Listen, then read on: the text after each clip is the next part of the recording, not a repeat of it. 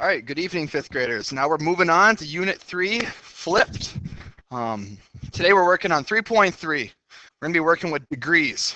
This can be this can be difficult for some kids because we're working with the angles, degrees inside an angle. And let's kind of start with the basic part of things.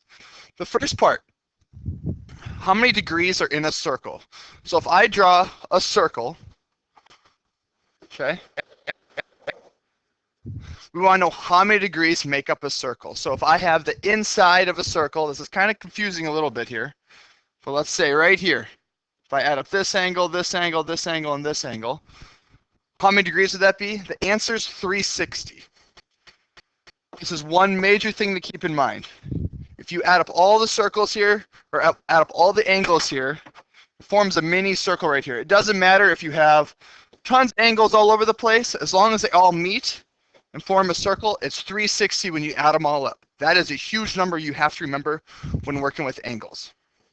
Another thing I want you to notice here, that's a huge number, is the number 180. As you can see, 180 is half of 360. So what that means, kids, is a straight line.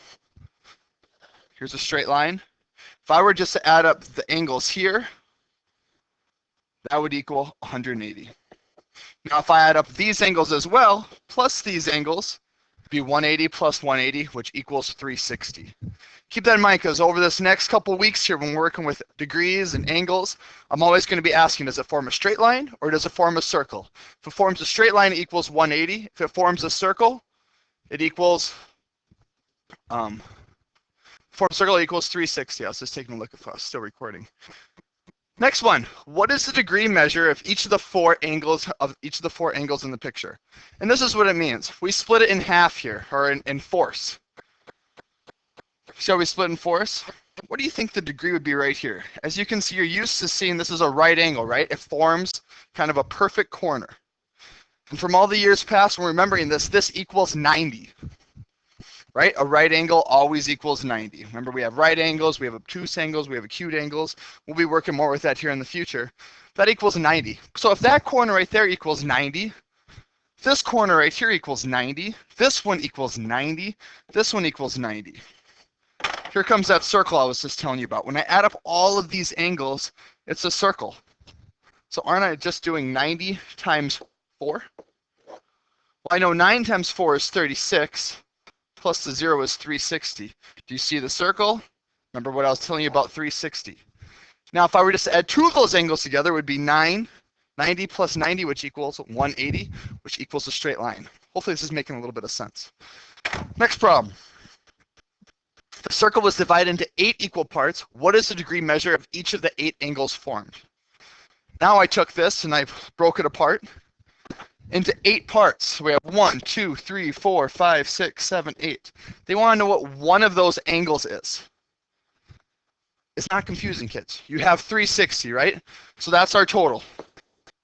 All those angles together equals 360. Now we're going to divide it by 8. 360 divided by 8. So what does each one of these things equal? How many times, and we're going to have to do some long division here. Something we haven't practiced a whole lot this year, so just kind of follow along with me. When we're working with this in class right now, I'll probably let you use a calculator just to help you out, because it's really important that you understand the concepts. 8 goes into 3 0 times. We have a 0. Go ahead and subtract. We've got a 3. We bring down to 6. 8 goes into 36 4 times, because 4 times 8 equals 32. I'm going to go ahead and subtract. Bring down the 0. 8 can go into 40. How many times? It goes in 5 times. 8 times 5 is 40. I'm going to subtract. I have 0, so I don't have to carry on with the decimal. So what this is saying is each one of these angles is 45 degrees. Now, does that make sense? Well, how can we check it? We can do 8 times 45, which we know equals 360. Another way we can kind of take a look at this is 45, 45, 45, 45. So 45 times 4, right? Because we have 4 of them. It's a straight line, so we know this number should equal 180. 5 times 4 is 20. 4 times 4 is 16 plus 2 is 18, 180. Okay, keep cruising along here. The circle was divided into 12 equal parts. what is the degree measure? So if I have 12 equal parts, you're going to be taking 360, and you have to divide it by 12. Because there's 12 angles that make up the circle. So 360 divided by 12. Well, I'm going to do this kind of quickly. 12 goes into 36 3 times, and we have a 0. So each angle would equal 30. Keep going so I can keep under the 10-minute time. The circle is divided into 6 equal parts. What would the degree measure of the 6 angles be? Well, we have 360 again, because it's the whole circle. Divide it by 6. 6 goes into 36 6 times, so it'd be 60. The circle was divided into equal parts so that the angles have a degree measure of 120. How many angles would be formed? So we want the angles to form a circle. Right, kids? A circle, but they want the angles to be 120. Well, we know a circle equals 360, right? So what number times 120 equals 360? Well, what number times 12 equals 36? That would be a 3. So how many angles would we need? We would need 3 angles, because 3 times 120 equals 360. Keep cruising along here. If a circle is divided into 360 equal parts, what would the, I'm not supposed to say the degree measure, sorry kids, it's running off the page, of each angle be? Don't get confusing here. We have a circle. It's divided into 360 parts. So let's think about it. We have a circle which equals 360, right? And we're dividing into 360 parts. It's kind of like you have 360 cupcakes at a birthday party. You invite 360 friends. Well, guess what? Everyone gets only 1. So each degree would be 1. So I would draw it, but it would look crazy. Here's my circle, and I would have to draw 360 angles. As you can kind of tell, it would get kind of messy, okay? 360 angles would be a lot of angles. Let's keep on going here. So now we're going to be talking about how to name an angle, okay? This first one, draw angle BAC. Let's take a look here. This is what it looks like. BAC. So the A is right in the middle, right here. BAC, this can also be read as CAB. Let's keep that in mind. Let's keep going here. Right there, CAB, or it can also be read as angle A. What is the vertex of the angle? It would be point A. Vertex means the point, okay? So let's take a look down here. The name of this angle is QRP. QRP. Does that make sense? It doesn't make sense because when you're writing this angle, the Q must be in the middle. So some examples would be RQP or PQR or just angle Q. All right, let's keep cruising here. Let's see how I'm doing on time. Where are you at? Ooh, I gotta keep speeding up here. I have a couple minutes left. Okay. All along with me. We're still going here. We accept that the total number of degrees in a circle is, total number of degrees inside a circle would be 360. We also accept that a circle can be drawn around any given point. And what right here? How many squares are around the center point? Let's take a look here. We have squares. We already provided this example, right? Here's the center point. So they want to know what would the angles be? Well, we know these are 90-degree angles. Because 90 times 4 is 360.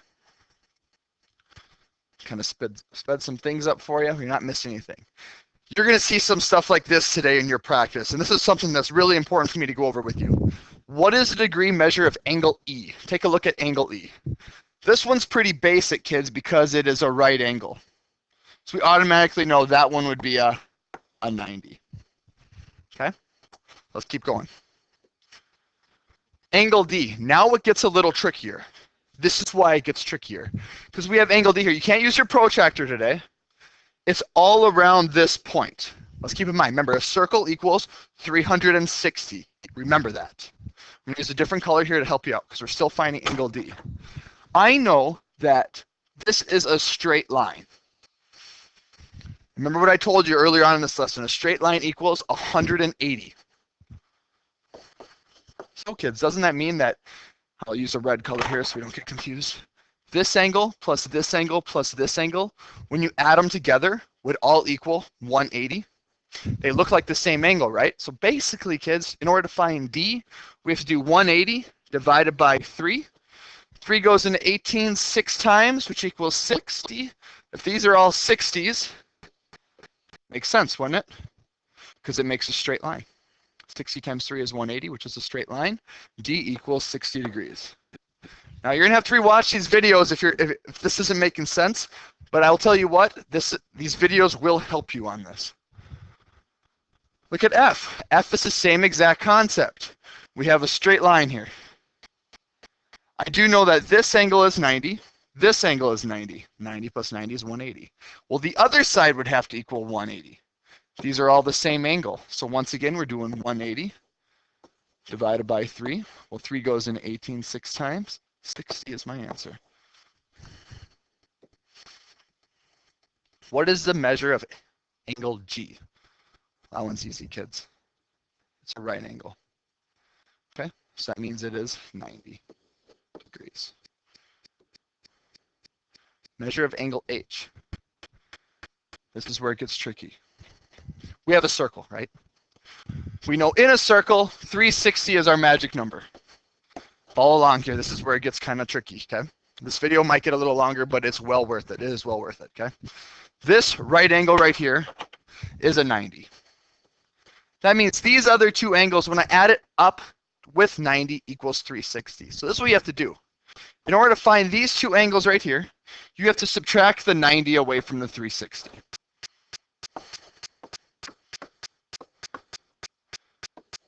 So we have 270 left. So I'm going to change colors here. This angle plus this angle, when you add them up, equals 270. So we have to go 270 divided by 2 in order to find out what each one of these angles are. Let's take a look. I got a 1. This goes into 2. Subtract. 2 goes into 7 3 times. 3 times 2 is 6. 1, bring down the 10. 2 goes into 10 5 times. 10, subtract, we got a 0. We are done. 135 is my answer. Let's go back and check. If this is 135, and this is 135, and that's 90, when I add it up, it will equal 360. What is the measure of angle I? Angle I is the same exact problem as the last one. Okay? Please refer to the problem before. This one right here, what is the measure of angle A? Let's take a look here. This one's fun. This one's kind of complicated, so hang in there with me, okay? So when we're solving this problem right here, angle A, we have to find out what this angle and this angle is. When we're dealing with a triangle, okay? When we're dealing with a triangle, all the angles inside a triangle equal 180. So my triangle, if it's an equilateral triangle, will be 60, 60, and 60. So in this case right here, I've got a 60 here, and I've got a 60 here. So I'm starting with 360, right? Minus 60 plus 60 is 120. 240. That means this angle plus this angle equals 240. So I'm going to have to take 240, and I'm going to have to divide it by 2. Equals 120. A is 120. Okay. I'm going to stop there for today so I don't lose any of you. But one thing that I am going to tell you, remember the number is 360. If you have all the angles meeting at one point, that equals 360. If you have a straight line, that is 180. All right, hopefully this helped. I know this one got a little long. I apologize, kids, but it's well worth it. You can always rewind, pause, and keep going with this, okay? I look forward to seeing you tomorrow.